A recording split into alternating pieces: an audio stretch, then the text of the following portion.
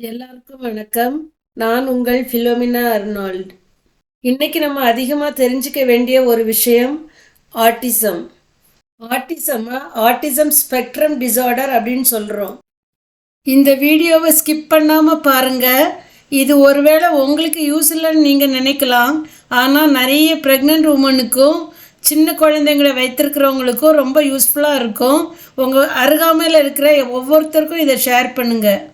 சில பேரண்ட்ஸ் சொல்கிறத கேட்டிருக்கிறேன். என் குழந்த பிறந்ததுலேருந்து ஒரு 1-1.5 வயசு வரைக்கும் என்னென்ன மைல்ஸ்டோன்ஸ் டெவலப்மெண்ட் இருக்கணுமோ எல்லாம் கரெக்டாக நடந்துச்சு. ஆனால் அதுக்கப்புறம் திடீர்னு சொல்லிட்டு பேசாமல் போயிடுச்சு. என்ன காது தான் கேட்காம ஆயிடுச்சா, இல்லாட்டி ஸ்பீச் தான் ப்ராப்ளம் ஆயிடுச்சா, குழந்தைக்கு லேர்ன் பண்ணுற கெப்பாசிட்டி இல்லாமல் போயிடுச்சா, இல்லாட்டி ஏடிஹெச்டி மாதிரி ஏதாச்சும் ப்ராப்ளம் தான் ஆயிடுச்சா, அறிவுத்திறன் வளர்ச்சி தான் குன்றி போயிட்டா. நானும் எங்கெல்லாமோ டெம்பிளுக்கெல்லாம் கூட்டிகிட்டு போய் பார்க்குறேன். எந்த விதத்துலேயுமே இந்த குழந்தை சரியாகிற மாதிரியே எனக்கு தோணலையே. இந்த பிஹேவ் பண்ணுற விதமும் சரியில்லை. எனக்கு ஏன் கடவுள் இப்படிப்பட்ட ஒரு சோதனையை கொடுத்தாரு? வாழ்க்கையில் நிம்மதியே தொலைஞ்சி போய் நடு ரோட்டில் நிற்கிற மாதிரி ஆயிட்டு. எங்கள் காலத்துக்கு அப்புறம் இந்த மாதிரி குழந்தைங்களை யார் தான் பார்த்துக்குவா? அதை நினைக்கும் போது வாழவே தோணலை. அப்படி நீ மனசு கலங்கி போய் குழப்பத்தோடு நின்றுட்டு இருப்பாங்க. இப்படிப்பட்ட கன்ஃபியூஷன்ல இருந்து ஒரு நல்ல தெளிவு வரணும்னா நீங்கள் கட்டாயம் ஒரு மென்டல் ஹெல்த் டீமை அணுகணும். அங்கே தான் நல்ல ஒரு psychiatrist, clinical psychologist, speech therapist, occupational therapist, அப்புறமா மென்டல் ஹெல்த் நர்ஸ் எல்லாருமே கிடைப்பாங்க. ஆட்டிசம் பற்றி நல்லா புரிஞ்சுக்கிட்டா நம்ம இவ்வளோ கவலைப்பட தேவையில்லை. வாங்க வீடியோக்குள்ளே போவோம். ஆட்டிசம்னா என்னன்றத நல்லா தெளிவாக புரிஞ்சுக்குவோம். ஆட்டிசம்னு சொல்லக்கூடியது ஒரு டிசீஸ் கிடையாது. இது ஒரு டெவலப்மெண்டல் டிஸார்டர். இந்த கண்டிஷனில் சில பிரெயின் ஃபங்க்ஷன்ஸ் அஃபெக்ட் ஆகுது. ஒரு குழந்தையுடைய ஏர்லி லைஃப்பில், அதாவது ஒரு குழந்தை ஸ்கூலுக்கு போகிறதுக்கு முன்னால் அல்லது ஸ்கூல் போக ஆரம்பித்து கொஞ்ச நாளில் நம்மளால் கண்டுபிடிக்க முடியும். ஆட்டிசம் இருக்கிற சில குழந்தைங்களுக்கு neuro developmental problems like ADHD, intellectual disability இந்த மாதிரி ப்ராப்ளமும் இருக்கலாம். ஆட்டிசமில் இருக்கிற சில சிம்டம்ஸு ஸ்கீசோஃப்ரினியா, ஓசிடி, பைபோலார் டிசார்டர் இப்படிப்பட்ட சில நியூரோ சைக்கியாட்ரிக் ப்ராப்ளத்தோடையும் அசோசியேட்டடாக இருக்கும். ஆட்டிசம் இருக்கிற எல்லா குழந்தைங்களையும் இன்டலெக்சுவல் டிசபிலிட்டி இருக்கிற சில்ட்ரனாக நம்ம கன்சிடர் பண்ண முடியாது. ஆட்டிசம் சொல்லக்கூடிய இந்த டிசார்டரில் கூட மைல்டு, மாடரேட், சிவியர் அப்படின்னு சொல்லிட்டு ஐக்யூ ஸ்கோரை பேஸ் பண்ணி 3 லெவலாக பிரிச்சிருக்கிறாங்க. சில அப்நார்மல் டெவலப்மெண்டல் ஃபங்க்ஷன்ஸ் இருந்தாலும் ரிமைனிங் ஃபங்க்ஷன்ஸ் எல்லாம் நார்மலாகவே இருக்கும். ஆட்டிசம் இருக்கிற நிறைய குழந்தைங்களுக்கு calculating ability, musical ability, prodigious remote memory எல்லாமே ரொம்ப அதிகமாக இருக்கும். எந்த ஒரு கன்ஃபியூஷனும் இல்லாமல் ஆட்டிசம் ஸ்பெக்ட்ரம் டிசார்டரை டயக்னோசிஸ் பண்ணுறதுக்காகத்தான் நல்ல ஒரு சைக்கியாட்ரிஸ்ட்டு இல்லாட்டி ஒரு பீடியாட்ரிஷனு அல்லது ஒரு நல்ல கிளினிக்கல் சைக்காலஜிஸ்ட்டு தேவை. அதுக்காகத்தான் மென்டல் ஹெல்த் டீமை அணுகணும் அப்படின்னு நான் முதல்ல சொன்னேன். எவ்வளோ சீக்கிரமாக ஒரு குழந்தையுடைய டெவலப்மெண்ட்டில் டிஃபிகல்ட்டிஸ் அல்லது டிலே நோட்டீஸ் பண்ணுறீங்களோ அவ்வளோ ஏர்லியாக நீங்கள் கூட்டிகிட்டு போய் ட்ரீட்மெண்ட் எடுத்துக்கிட்டால் ரொம்ப யூஸ்ஃபுல்லாக அந்த குழந்தைக்கும் இருக்கும், உங்களுக்கும் ரொம்ப பயனுள்ளதாக இருக்கும்.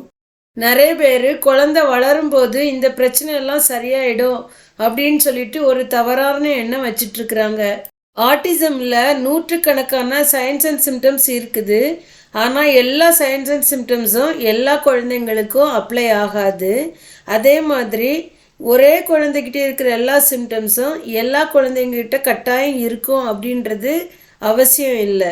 அதில் சில சயின்ஸை தான் நான் இப்போ உங்களுக்கு சொல்ல போகிறேன். மெயினாக நீங்கள் குழந்தையுடைய டிஃபிகல்ட்டிஸை அப்சர்வ் பண்ண வேண்டிய ஏரியா என்னன்னு கேட்டிங்கன்னா கம்யூனிகேஷன், சோஷியல் இன்ட்ராக்ஷன், மற்றவங்களுடைய ஃபீலிங்ஸையும் சரௌண்டிங்ஸை பற்றிய சேஞ்சஸையும் அண்டர்ஸ்டாண்ட் பண்ணிக்கிறதுல அவங்களுக்கு ஏதாச்சும் டிஃபிகல்ட்டிஸ் இருக்குதா, சில விஷயங்களை செய்கிறதுல மாத்திரம் ரிப்பீட்டடாக இன்ட்ரெஸ்ட் காமிக்கிறாங்களா, சில அப்நார்மல் பிஹேவியரான aggression, temper tantrum, hyper activity, stereotypic behaviour, தன்னைத்தானே இன்ஜுரி பண்ணிக்கக்கூடிய சில அப்நார்மல் பிஹேவியர்ஸ் அவங்கக்கிட்ட இருக்கா, எல்லா குழந்தைங்க கூடயும் சேர்ந்து விளையாடுறாங்களா, அதே போல் எல்லா டாய்ஸையும் எக்ஸ்ப்ளோர் பண்ணி விளையாடுறாங்களா அப்படின்றதெல்லாம் நம்ம கவனிக்கணும்.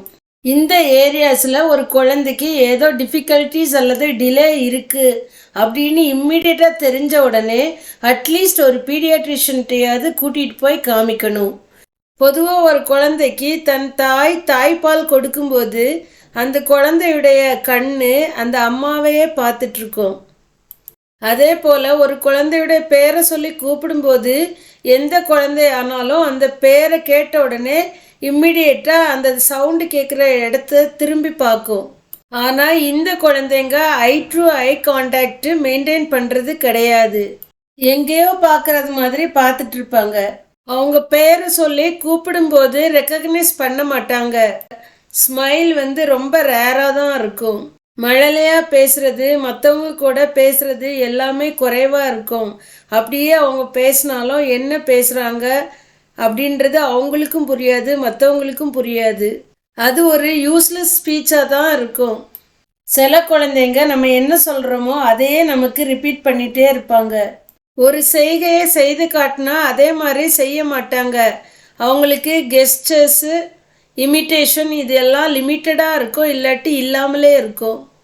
அன்யூஷுவலாக பாடியை வச்சு ஏதாச்சும் ஒரு மூமெண்ட்டு ரிப்பீட்டடாக பண்ணிக்கிட்டே இருப்பாங்க. வேகமாக ஓடுறது, நின்ன இடத்துல நின்றுட்டு குதிச்சுட்டு நிற்கிறது, சுற்றிக்கிட்டே இருக்கிறது, கைகளை தட்டுறது, கைகளை பிசைகிறது, அக்ரெசிவாக பிஹேவ் பண்ணுறது, அடம் பிடிக்கிறது, பொருட்களெல்லாம் தூக்கி எறிகிறது, தலையை சுவரில் இடிச்சுக்கிறது, இப்படிப்பட்ட சில காரியங்களையும் செய்வாங்க.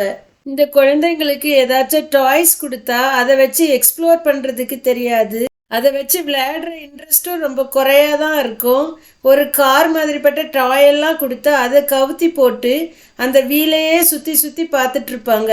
அல்லது அதை காது பக்கத்துலேயே நெருக்கமாக வச்சு அதில் வர சவுண்டை திரும்ப திரும்ப கேட்டுக்கிட்டே இருப்பாங்க.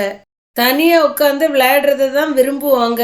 அப்படி விளையாடும்போது புதுசாக எதையாச்சும் டிஸ்கவர் பண்ணாலும் அவங்களால ஷேர் பண்ண தெரியாது. பிடிச்சதை மட்டும் திரும்ப திரும்ப செய்வாங்க, பிடிக்காததை செய்யவே மாட்டாங்க. நார்மலாக இருக்கிற குழந்தைங்க பலமுறை சொல்லும்போது அட்லீஸ்ட் ஒரு முறையாவது ட்ரை பண்ணுறதுக்கு நினைப்பாங்க. ஆனால் இந்த குழந்தைங்க அந்த மாதிரி பண்ண மாட்டாங்க. பொருட்களை ட்ராப் பண்ணுறது, ரொட்டேட் பண்ணுறது, பாப்அப் பண்ணுறது, இப்படிப்பட்ட சில காரியங்கள் அவங்களுக்கு ரொம்பவே பிடிக்கும். அவங்களுக்கு தேவையான ஒரு பொருளையோ டூலையோ பிக்கப் பண்ணணுன்னா நம்முடைய கையை தான் அவங்க யூஸ் பண்ணுவாங்க. எந்த விதமான கான்வர்சேஷனையும் ஸ்டார்ட் பண்ணுறதுல அவங்களுக்கு இன்ட்ரெஸ்ட் இருக்காது.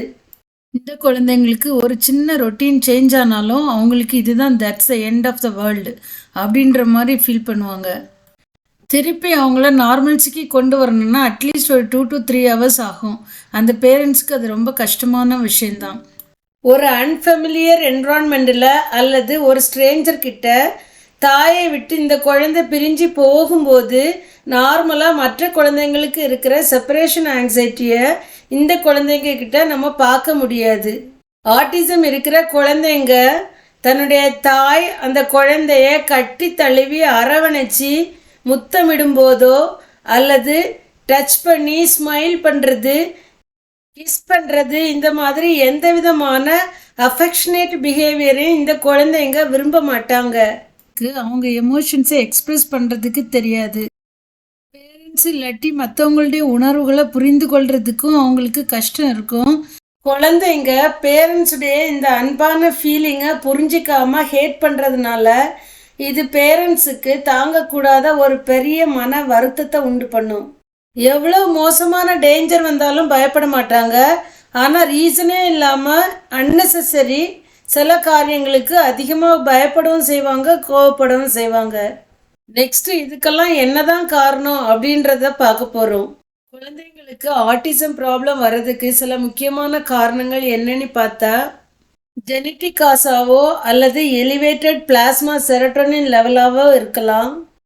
பெரினேட்டல் ஃபேக்டர்ஸ் என்னென்னா அபவ் 35 இயர்ஸ் மேலே ப்ரெக்னென்ட் ஆகிறது, ஃபஸ்ட்டு ட்ரைமஸ்டருக்கு அப்புறம் மெட்டர்னல் ப்ளீடிங் ஆகிறது, பர்த் ப்ராசஸ் டைமில் பேபிக்கு தேவையான ஆக்சிஜன் சப்ளை பிரெயினுக்கு கிடைக்காம இருக்கிறது, ஆம்னியோட்டிக் ஃப்ளூயிடில் மெக்கோனியம் ஸ்ட்ரெயின் ஆகிறது, யூட்டரஸ்குள்ளாடி ஃபீட்டஸுடைய க்ரோத்து கம்மியாக இருக்கிறது, 12 மந்த்ஸுக்குள்ளால ஒரு பேபி இருக்கும்போதே இன்னொரு ப்ரெக்னென்ட் ஆகிறது, டியூரிங் ப்ரெக்னென்சி வால்ப்ரேட் போன்ற மெடிசின்ஸ் எடுக்கிறது, ஒரு உமன் ப்ரெக்னெண்ட்டாக இருக்கும்போது போதிய அளவு லவ் அண்ட் அஃபெக்ஷன் கிடைக்காம இருக்கிறது, family breakup, family stress, postnatal பீரியடில் மெனிஞ்சைட்டிஸ், என்கஃபலைட்டிஸ் அப்படிப்பட்ட நியூரோலஜிக்கல் இன்ஃபெக்ஷன்ஸ் ஆகுறது, பேரண்டல் ரிஜெக்ஷன், இப்படி சில ஹிஸ்ட்ரிஸ் இருக்கும்போது ஆட்டிஸ்டிக் சில்ட்ரனுக்கு இது ஒரு காரணமாக அமையலாம். சில ஸ்ட்ரக்சரல் சேஞ்சஸ் இந்த பிரெயின் கூட இதுக்கு ஒரு காரணமாக அமையுது. நெக்ஸ்ட், இந்த ப்ராப்ளமை ட்ரீட் பண்ணுறதுக்கும் இதை மேனேஜ் பண்ணுறதுக்கும் என்னென்ன வழிமுறைகள் இருக்குது, என்ன டிப்ஸ் எல்லாம் நம்ம ஃபாலோ பண்ணலாம், அதை பற்றி தான் நான் சொல்ல போகிறேன். ஆட்டிசமை வேறு நோய்களை போல் வெறும் மெடிசனால் மட்டும் ட்ரீட் பண்ணி கம்ப்ளீட்டாக க்யூர் பண்ண முடியாது. ஒரு சில மெடிசின்ஸ் மூலமாக சில ஆட்டிசம் சிம்டம்ஸை மாத்திரம் கண்ட்ரோல் பண்ண முடியும். எவ்வளோ ஏர்லியாக டயக்னோசிஸ் பண்ண முடியுமோ அவ்வளோ ஏர்லியாக அதோட அசோசியேட்டட் ப்ராப்ளம்ஸையும் கண்டுபிடிச்சி ட்ரீட் பண்ணுவாங்க. டெவலப்மெண்டல் டிலே ஆர் டிஃபிகல்ட்டிஸ்க்கு சம்மந்தப்பட்ட ஏதாவது மூளையில் பாதிப்புகள் இருக்குதா, ஹியரிங் ப்ராப்ளம் போன்ற இஎன்டி சம்மந்தப்பட்ட ப்ராப்ளம் இருக்குதா, இது எல்லாம் செக் பண்ணி ட்ரீட் பண்ணுவாங்க. ஏர்லியாக ட்ரீட் பண்ணும்போது ஏர்லியாக இம்ப்ரூவ்மெண்ட்டையும் பார்க்க முடியும். ஆட்டிசமை ட்ரீட் பண்ணுறதுக்காகவே இப்போ எல்லாம் நிறைய ஸ்பெஷல் கிளினிக் ஆரம்பிச்சிருக்கிறாங்க. ஆட்டிசம் ட்ரீட்மெண்ட் அண்ட் மேனேஜ்மெண்ட்டில் தெரபிஸ்டுடைய ரோல் தான் ரொம்ப முக்கிய பங்கு வகிக்கிறது. சைக்காலஜிஸ்ட் போன்ற தெரபிஸ்ட் என்ன பண்ணுவாங்கன்னா, அவங்க ப்ராப்ளம்ஸ் பிஹேவியரை ஐடென்டிஃபை பண்ணி கண்டின்ஜென்சி மேனேஜ்மெண்ட் மூலமாக நிறைய பிஹேவியரல் மெத்தட்ஸ் யூஸ் பண்ணி அப்நார்மல் பிஹேவியரை கண்ட்ரோல் பண்ணுவாங்க.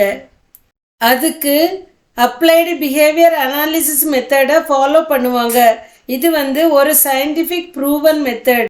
அது மட்டும் இல்லை, மொழியை கற்றுக்கிறதுக்கு ப்ராக்டிஸ் கொடுப்பாங்க. மற்றவங்க கிட்ட எப்படி கம்யூனிகேட் பண்ணுறது, இமிட்டேட் பண்ணுற ஸ்கில்ஸை எப்படி வளர்த்துக்கிறது, எப்படி பேச கற்றுக்கணும், தானாக தனக்குள்ளே பேசுகிறத எப்படி குறைக்கிறது, பப்ளிக் பிளேசஸ்லாம் போகும்போது எப்படி பிஹேவ் பண்ணுறது, இதை பற்றி ஸ்கில்ஸ் எல்லாம் நிறைய டீச் பண்ணுவாங்க. அந்த குழந்தைங்களுடைய டேலண்ட்ஸை கண்டுபிடிச்சி அதில் அவங்கள வளர்க்குறதுக்கு அவங்க சப்போர்ட் பண்ணுவாங்க. இதை தவிர regular routines, self care skills, sign language, speech therapy, social skills, behaviour techniques அப்படின்னு நிறைய சொல்லி கொடுத்து இன்டர்பர்சனல் ஸ்கில்ஸை டெவலப் பண்ணுவாங்க. நிறைய டீச்சர்ஸ் பாராட்டக்கூடிய வகையில் ஆட்டிசம் பற்றி நிறைய தெரிஞ்சு வச்சிருக்கிறாங்க.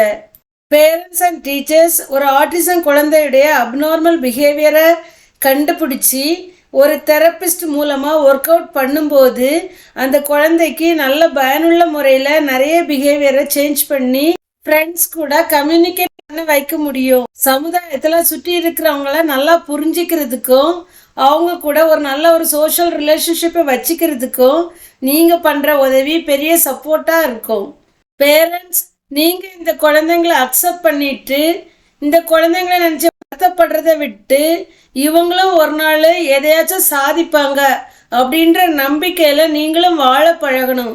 இந்த குழந்தைங்களை வீட்டுக்குள்ளேயே வச்சிக்காதீங்க, அவங்கள வெளியே கொண்டு வாங்க. தன்னை சுற்றி இருக்கிற குழந்தைங்க பேசுகிறதையும் விளையாடுறதையும் பார்த்து ஈஸியாக அவங்களும் கற்றுக்குவாங்க. வீட்டுக்குள்ளே உட்காந்து கார்ட்டூனே பார்த்துட்டு எல்லா டைமும் ஸ்க்ரீன்லேயே டைம் ஸ்பெண்ட் பண்ணிட்டு சாப்பிட்ற சாப்பாடு கூட என்ன டேஸ்ட்டுன்னு தெரியாமல் அந்த ஸ்க்ரீன்லேயே உட்காந்து எல்லாத்தையும் பண்ணுறதுனால ஒரு பிரயோஜனம் கிடையாது. கோவிடில் லாக்டவுனுக்கு பிறகு ஆட்டிசம் இருக்கிற சில்ட்ரன்ஸ் டே நம்பர் ரொம்ப அதிகமாக இருக்குது அப்படின்னு சொல்கிறாங்க. இதுக்கு ஒரு காரணம், ஒருத்தரோட ஒருத்தர் பேசி சிரித்து உரையாடுறது குறைஞ்சதுனால கம்யூனிகேஷன் ஸ்கில்ஸும் கம்மி ஆயிடுச்சு. குழந்தைங்க முதல்ல எல்லாருமே எலக்ட்ரானிக் கேட்ஜெட்ஸே அதிகமாக யூஸ் பண்ண பழகுனதுனால 2-வே கம்யூனிகேஷன்ஸ் படிப்படியாக குறைஞ்சி இப்போ 1-வே கம்யூனிகேஷனாக மாறி போயிடுச்சு. குழந்தைங்க கிட்ட எவ்வளோ அதிகமாக நம்ம டைம் ஸ்பெண்ட் பண்ணி பேசி உரையாடுறோமோ அந்த அளவுக்கு வேகமாக அந்த குழந்தை பேசுகிறதுக்கும் பழகும், தன்னை பற்றியும் தன்னை சுற்றி இருக்கிறவங்கள பற்றியும் நல்லா ஈஸியாக புரிஞ்சிக்கவும் முடியும். இந்த குழந்தைங்களுக்காக ஸ்பெஷல் ஸ்கூலிங்ஸ் இருக்குது. கொஞ்சம் பெரிய பிள்ளைங்களுக்காக வெக்கேஷனல் ட்ரைனிங்கும் அவைலபிளாக இருக்குது. சின்ன பிள்ளைங்க கிட்ட நிறைய டைம் ஸ்பெண்ட் பண்ணுங்க.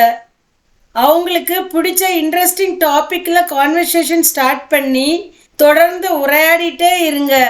அவங்களும் அந்த உரையாடலில் கலந்து கொண்டு தொடர்ந்து பேசுகிற மாதிரி வாய்ப்பு கொடுங்க. ரொம்ப சிம்பிளான வேர்ட்ஸ் யூஸ் பண்ணி குட்டி குட்டி சென்டென்ஸ் மூலமாக பேசுங்க. நீங்கள் பேசி முடித்ததுக்கு அவங்க ரெஸ்பாண்ட் பண்ண பிறகு திருப்பி அடுத்ததை பேச ஆரம்பிங்க. எதை பற்றி பேசுகிறீங்களோ அதை சுட்டி காட்டி காமிச்சு திருப்பி திருப்பி அதையே சொல்ல வைங்க. குழந்தைங்களுக்கு எதை கொடுத்தாலும் அதோடைய பேரை நீங்கள் சத்தமாக சொல்லுங்க. நிறைய ஸ்டோரி சொல்லி கொடுங்க. ஆட்டிசம் குறைபாடு இருக்கிற குழந்தைங்களுடைய கையை பிடிச்சி ஒவ்வொரு ஆக்டிவிட்டீஸையும் கம்ப்ளீட் பண்ண வைங்க. அப்படியே செஞ்சு முடித்த உடனே அப்ரிஷியேட் பண்ணுங்க. அந்த குழந்தைங்க அவங்க தேவையை அவங்க வாயால் கேட்குறதுக்கு முன்னால் அவங்க தேவையை பூர்த்தி செய்யாதீங்க. ஆட்டிசம் குழந்தைங்களுடைய பிஹேவியர் பல நேரங்களில் பேரண்ட்ஸுக்கு டிஸ்ட்ரெஸ்ஸாக இருக்கிறதுனால அவங்களுக்கு சில நேரங்களில் கவுன்சிலிங் தேவைப்படுது. கவுன்சிலிங் அந்த குழந்தைங்களுடைய பிஹேவியரை கோப்பப் பண்ணுறதுக்கு பேரண்ட்ஸுக்கு ரொம்ப ஹெல்ப்ஃபுல்லாக இருக்கும். ப்ரெக்னென்சி பீரியடு எல்லாருடைய வாழ்க்கையிலையும் கிடைக்கக்கூடிய ஒரு பெரிய வரப்பிரசாதம். இந்த பீரியடை நல்ல ஆரோக்கியமாக வாழ்ந்து எல்லாரோடும் நல்ல சந்தோஷமாகவும் சமாதானமாகவும் இருந்து மகிழ்ச்சியோட கொண்டாடுங்க. அப்படி இருக்கும்போது ஆட்டிசம் குறைபாடுக்கான சில காரணங்களை நம்மளால் தவிர்க்க முடியும். பேட் பேரண்டிங் ஆட்டிசமுக்கு ஒரு காரணம் அல்ல. அதனால பேரண்ட்ஸ் எந்த விதத்திலையும் கில்ட்டியாக ஃபீல் பண்ண வேண்டாம். ஆட்டிசமை கண்டுக்கிடாமல் விட்டா aggression, self injury, low self esteem, social isolation, increased stress, frustration, anxiety, academic challenges இது எல்லாமே அதிகமாகும். ஒழுங்காக கேர் எடுத்தால் அவங்களுடைய லைஃப்பை ஓனாக அவங்களாலே வாழ கற்றுப்பாங்க. இந்த வீடியோ உங்களுக்கு இன்ஃபர்மேட்டிவாக இருந்திருக்குன்னு நான் நம்புகிறேன். ஒவ்வொரு வருஷமும் April 2 world autism awareness day அப்படின்னு செலிப்ரேட் பண்ணுறோம். ஆட்டிசம் பற்றி உங்களுக்கு இந்த வீடியோ மூலமாக தெரிஞ்சதை மற்றவங்களுக்கு அவேர்னஸ் கொடுக்கணும்னு நினச்சிங்கன்னா மென்டல் ஹெல்த் நாலேஜ் ட்ரெஷர் சேனலை லைக் பண்ணுங்க, ஷேர் பண்ணுங்க, சப்ஸ்கிரைப் பண்ணுங்க. இன்னொரு வீடியோவில் மீண்டும் சந்திப்போம். Until then, bye from Philomena Arnold. Thanks for watching.